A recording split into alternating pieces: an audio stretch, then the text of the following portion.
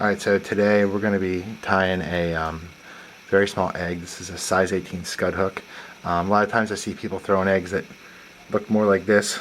I think that's a 12. People throw anywhere from 10 to a 14, and I think they're too big for around here.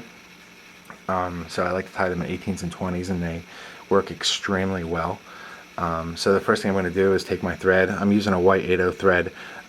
If you've never tied eggs before, you might want to go a little bit heavier until you get used to the tension.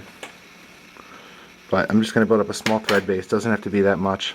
You don't want to go back too far down the bend of the hook because you don't want your thread to show once you snip your egg.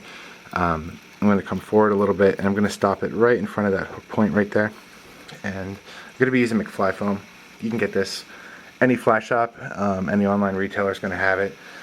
Pretty much any color you want. I'll use orange for now. Cut two pieces, about 1 inch long. Okay, so what I'm going to do is take my first piece. I'm going to grab the ends. I'm going to kind of twist it and pull out with my fingers. Get it a little bit condensed. I'm going to set this right on the top of the hook and just wrap.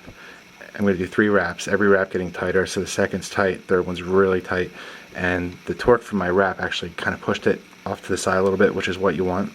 So after you got it on the hook with 3 wraps, you're going to go around the back, then under the front, do 1 wrap in front of it, and you're going to follow that same thread path of those first 3 wraps.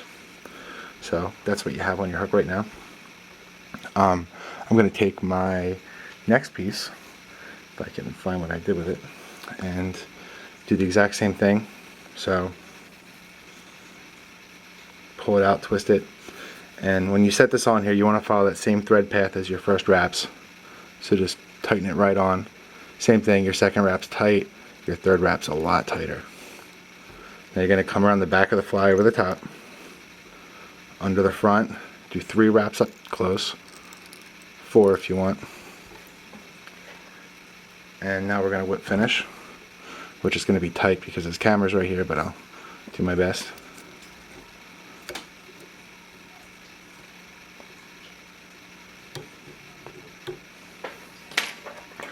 That's not going anywhere.